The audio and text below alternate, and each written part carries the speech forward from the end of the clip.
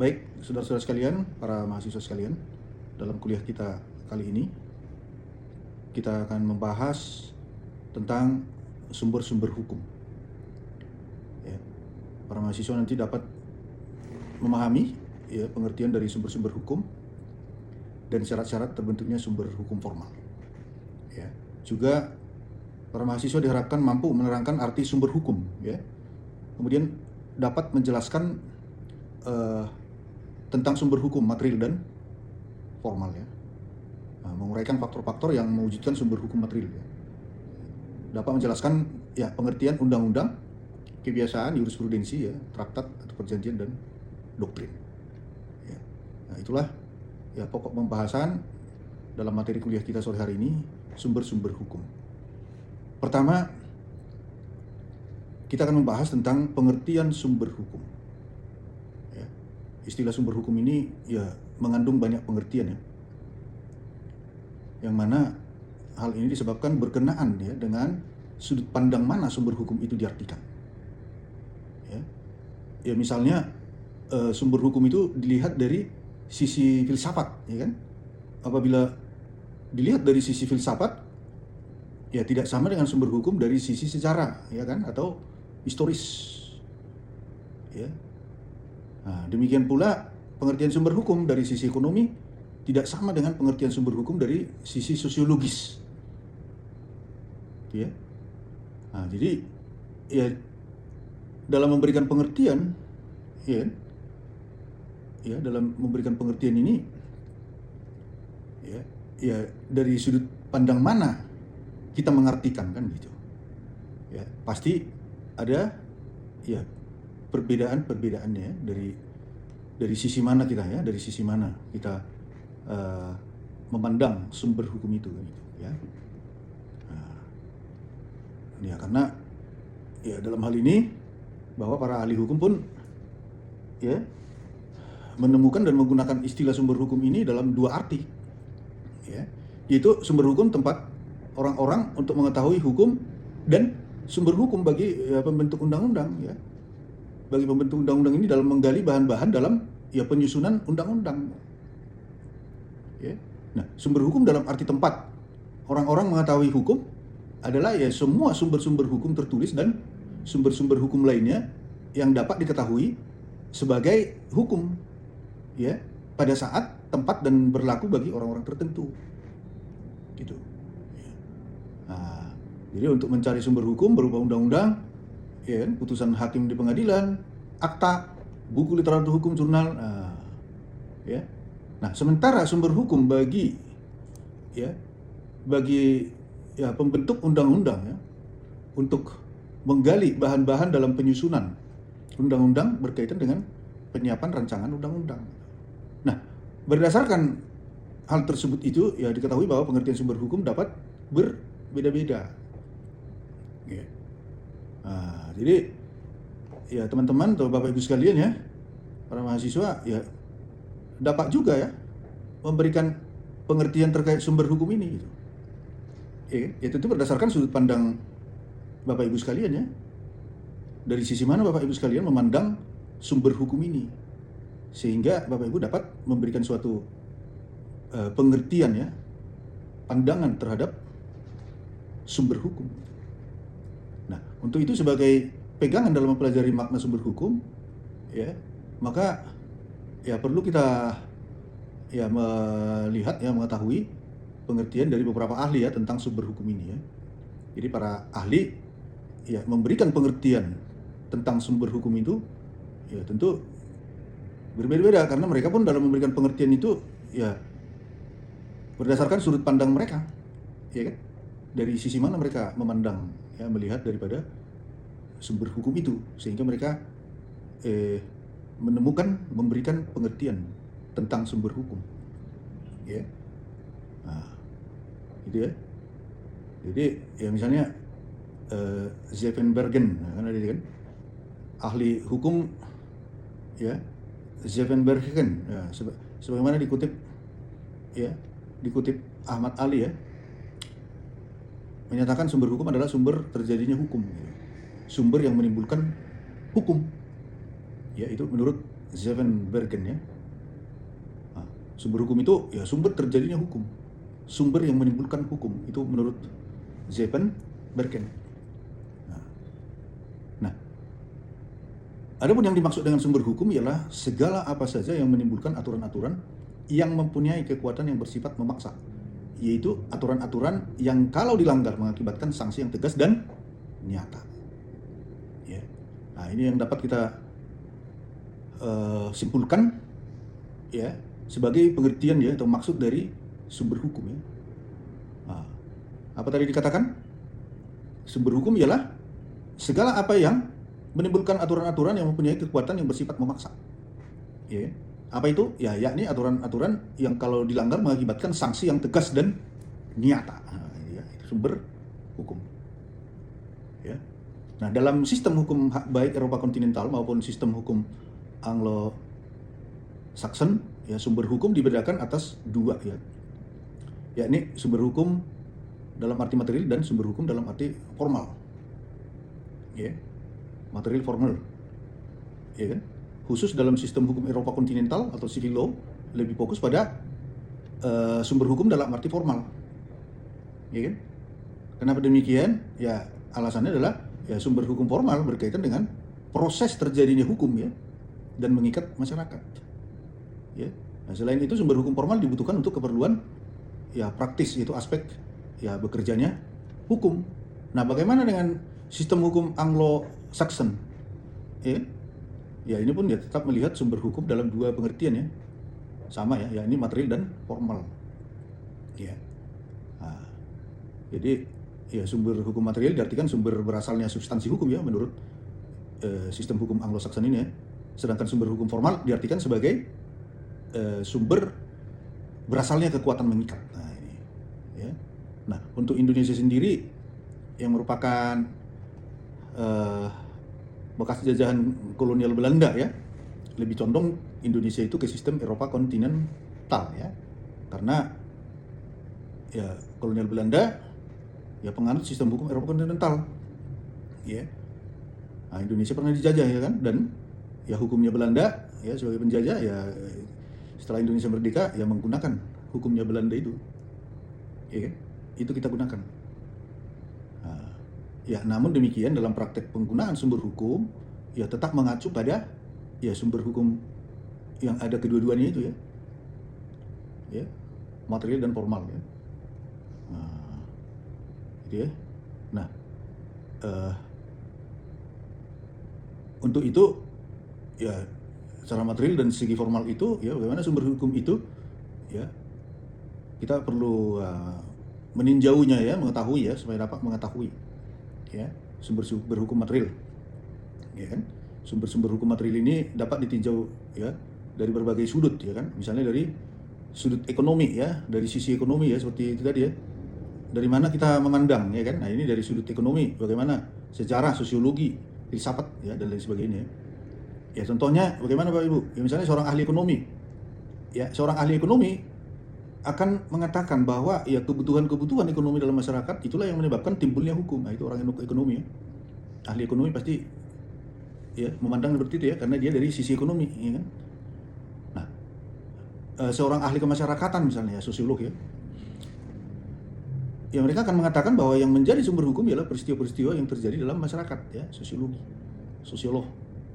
Nah itu, ya, nah itu sumber-sumber hukum material ya. Nah, kemudian sumber-sumber hukum formal, ya, sumber-sumber hukum formal, undang-undang ya kan, kebiasaan, keputusan-keputusan hakim, traktat, pendapat sarjana hukum itu sumber-sumber hukum formal, undang-undang, ya. Apa itu undang-undang? Ya, undang-undang ialah ya suatu peraturan negara ya yang mempunyai kekuatan hukum yang mengikat. Ya, diadakan dan dipelihara oleh penguasa negara. Ya. Nah, undang-undang dalam arti formal, ada juga undang-undang dalam arti material. Ya, undang-undang dalam arti formal ialah setiap keputusan pemerintah yang merupakan undang-undang karena cara pembuatannya. Ya kan? Cara pembuatannya misalnya dibuat oleh pemerintah bersama-sama dengan parlemen ya, lembaga legislatif. Ya. Dalam hal ini pemerintah ya lembaga eksekutif. Ya. Nah, undang-undang dalam arti material ya setiap keputusan pemerintah yang menurut isinya mengikat langsung setiap penduduk gitu ya. itu material. Ya. Nah, bagaimana syarat-syarat berlakunya satu undang-undang? Ya, syarat mutlak untuk berlakunya suatu undang-undang itu ya menurut tanggal yang ditentukan dalam undang-undang itu sendiri, gitu ya. Ya, syarat mutlak ya untuk berlaku suatu undang-undang ya menurut tanggal yang ditentukan dalam undang-undang itu sendiri. Ya, dalam pengundangannya, pemberlakuannya. Jika tanggal berlakunya ini tidak disebutkan dalam undang-undang, maka undang-undang itu mulai berlaku 30 hari sesudah diundangkan, gitu kan.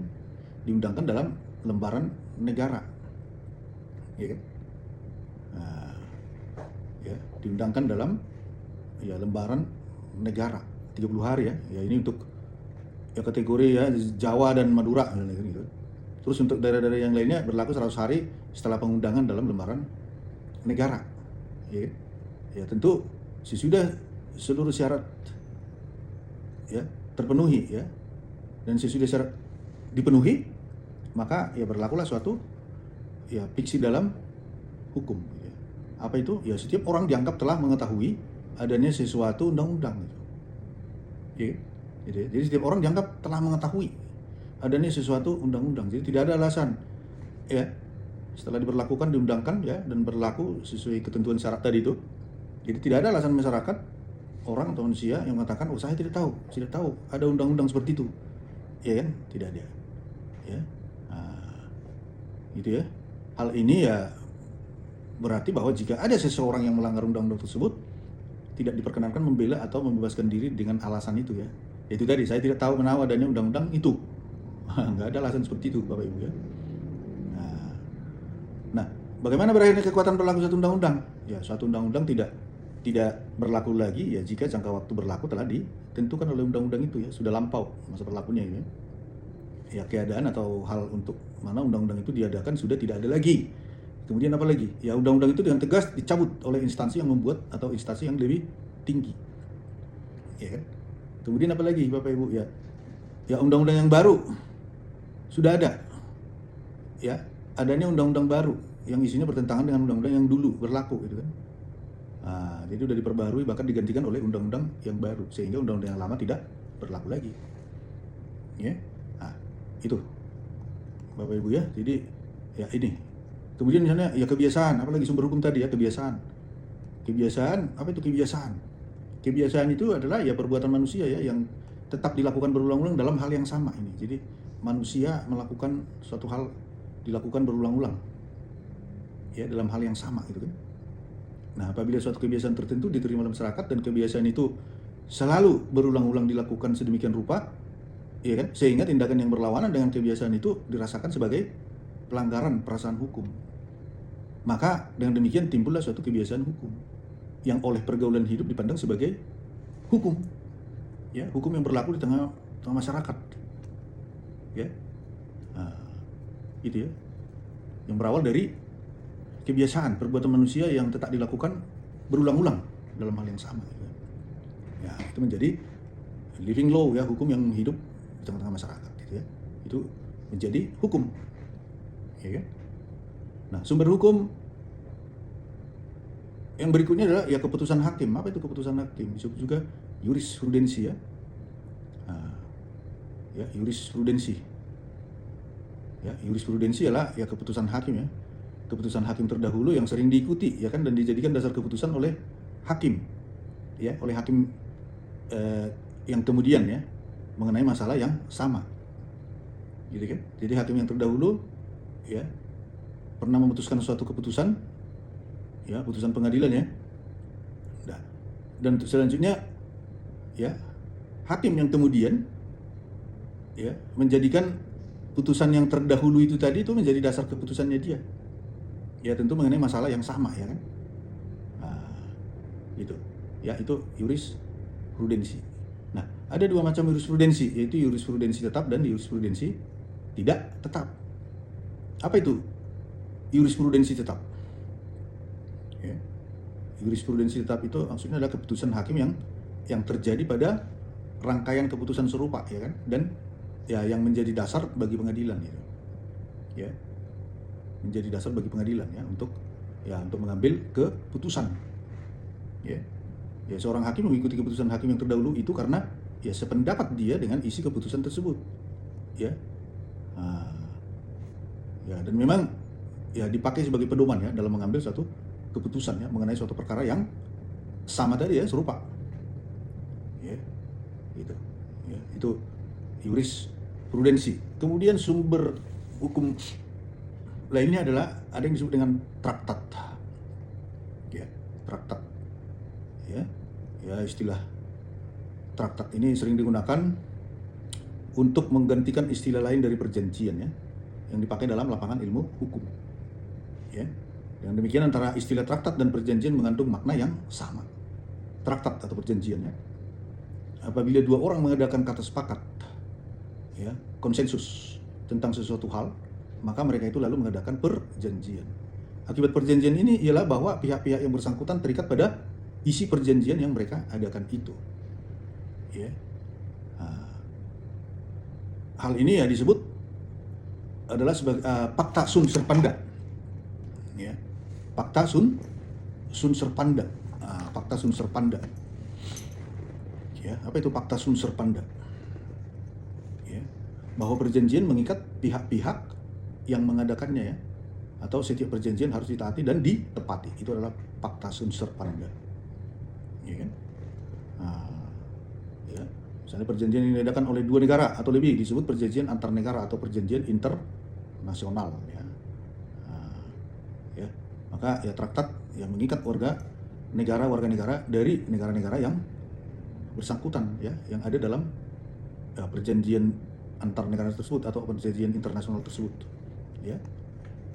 Gitu ya. Kemudian pendapat sarjana hukum ya, doktrin. Itu juga sumber hukum ya. Pendapat sarjana hukum. Ya.